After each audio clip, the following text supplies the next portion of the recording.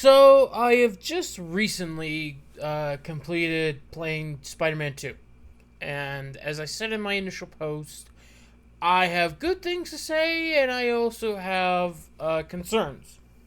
Let me just get off with the good stuff first. Uh, the gameplay to me was really well, nice and tight. It took the formula of the first one, added a couple tweaks, and gave it an extra few bells and whistles. The web gliding was a really nice feature. It didn't overstay its welcome or feel useless. It had a purpose. It's an extra method of transportation, and it can make going through the city very nice and fun. It was a small bit of a learning curve for me, but once I got the hang of it and like how I could use it, it really helped make things a little more dynamic, a little bit more fun. So you're not entirely bored. Not that saying that normal web swinging gets boring, but it adds extra variety to it. You know, the suits, very very nice detailed stuff for Peter. He's got a lot of good stuff. Obviously, Miles not so much, but that's just because Miles doesn't really have a whole lot in the catalog for alternate suits, so the devs have to kind of come up with a lot of stuff there. And Miles doesn't really win out there, especially when they have to use like the freaking what if Miles Morales was Wolverine's suit as an alternate for this. It tells you something there, but yeah. What else did I like? I liked a lot of the missions, the side mission stuff. Like it was very nice getting to do a lot of those, or at least most of those. I see like 75% of them I liked, and there was like maybe only a few that it just wasn't really it for me. But there's there. I liked Yuri Lowenthal as Peter. I think he does a really swell job at playing Peter. And it's just really good stuff. I like his voice. I like his monologues. I like his quips. It just really works out well. I forget the actor who plays Miles. He does a good job, but the guy's been playing Miles for like the last 10 years of his life. Because he started up in the Ultimate Spider-Man cartoon. That's where he's been, and he's basically been attached to Miles forever. Tony Todd as Venom. Granted, it's a little limited in the dialogue with Tony Todd. It almost sounds like Tony Todd charged like a few $100,000 per word, but that's just me. Does really great impression, really great voice. It's Tony Todd. What do you expect? And it's the Candyman. You know, uh, Craven was a really good threat. He was like a real menacing threat.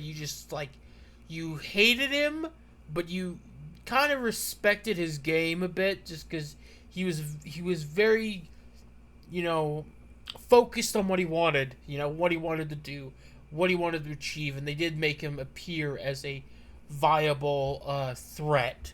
And not just there for flare up. He helps kick off events in the story. Much like Mr. Negative did in the first one. And then Venom kind of pops in to be the Doc Ock, so to say, of it. Um, Again, for concerns, there's a couple of them. I've noticed throughout the game there's been a couple of scenes where it does seem there's some favoritism towards Miles, where it seems like Peter gets a little bit down and then Miles has the one up on him. The scene where Miles fights Peter in the symbiote, Miles can like really hold his own against him, even though Peter barely manages against a symbiote himself, but Miles could do it effortlessly.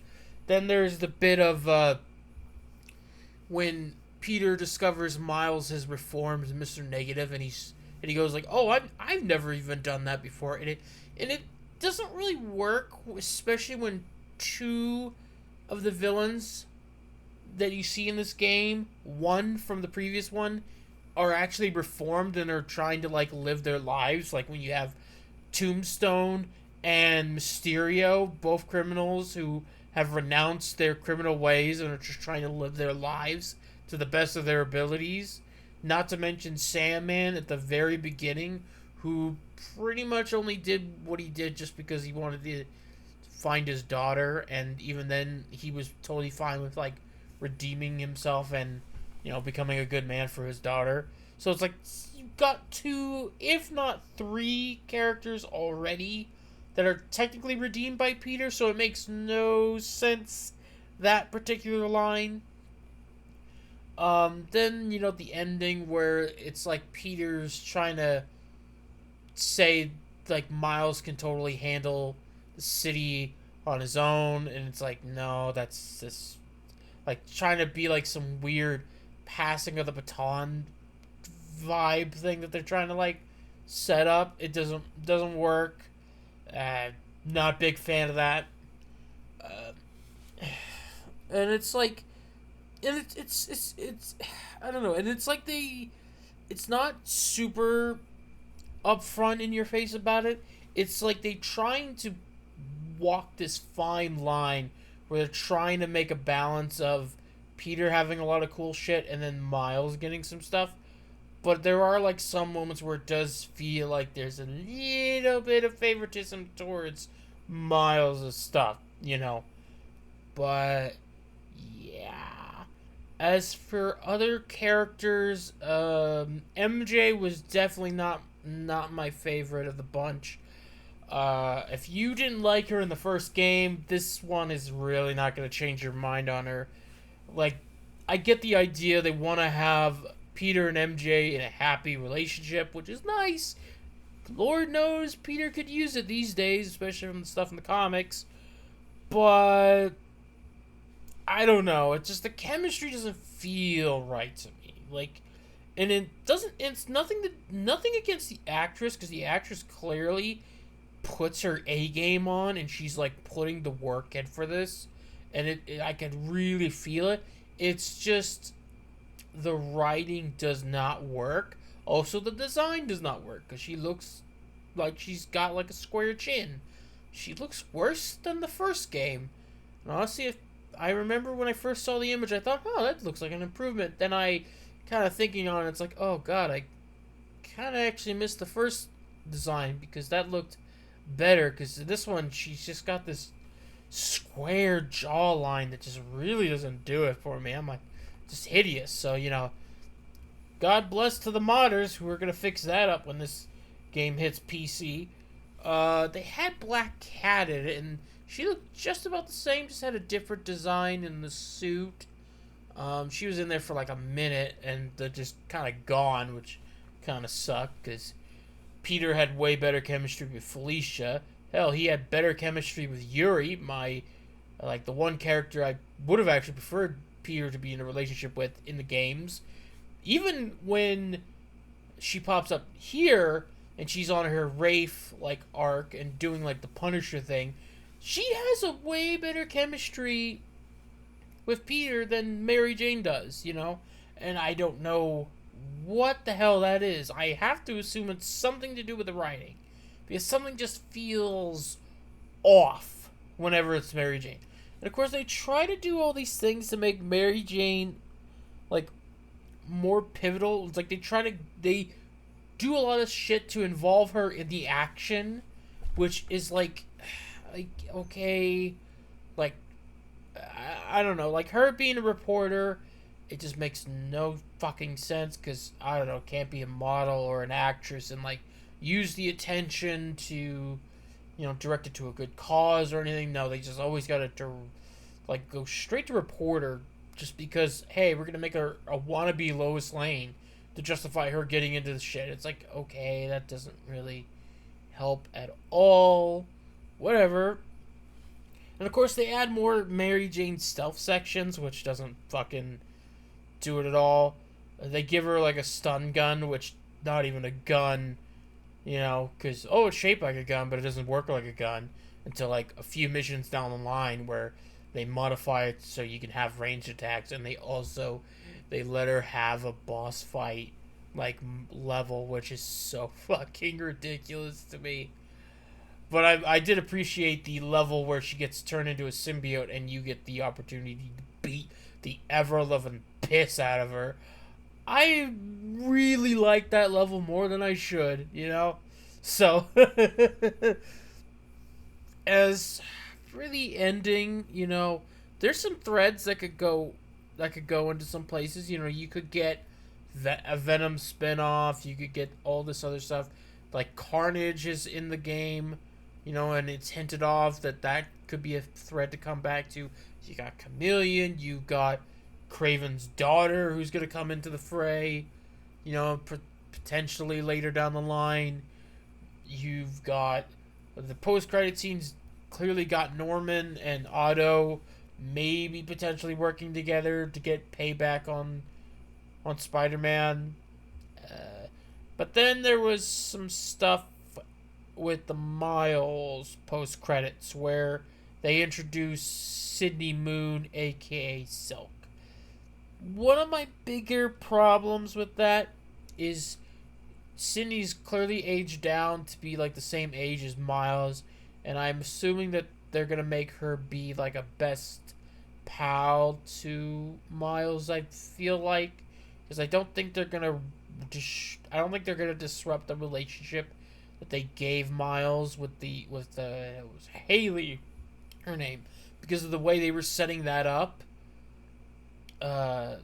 And I don't think they're gonna break that off because that would seem a bit rude and kind of fucked up. So there's that.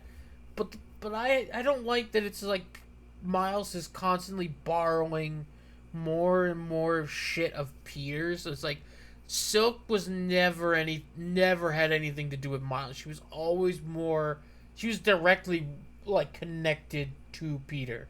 I mean, in the comics, the same spider bit them, and she was locked up in a bunker for like 20 years of her life, because by the time she gets out, because her and Peter are like the same age, she's like about 30, he's about 30, and her story is pretty interesting when she's not written by Dan Slott, because you have this sheltered girl who's like been locked up all of her life, and she's finally out, and she's like wanting to experience things that she's missed and try new things, but she's a little bit worried and sheltered off, and all these things that really could be done real well, especially with Insomniac doing really good stuff, because there were some good shit here.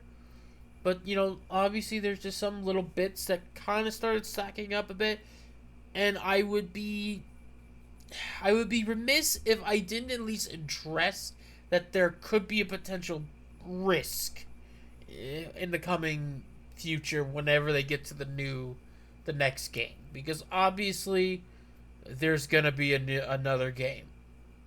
Now, they're gonna be going to focusing on Wolverine right now. Who knows when that's gonna come out? Who knows what that's gonna be like? I wish them the best of luck. Would I recommend getting this game? You know what? I think I would, because it is an enjoyable game. Like, and those concerns I have, they're small, but they do stack up. But it doesn't destroy the overall game. It's still a good game. It's still enjoyable. You can still have fun with this. I would recommend getting it. When would I recommend getting this?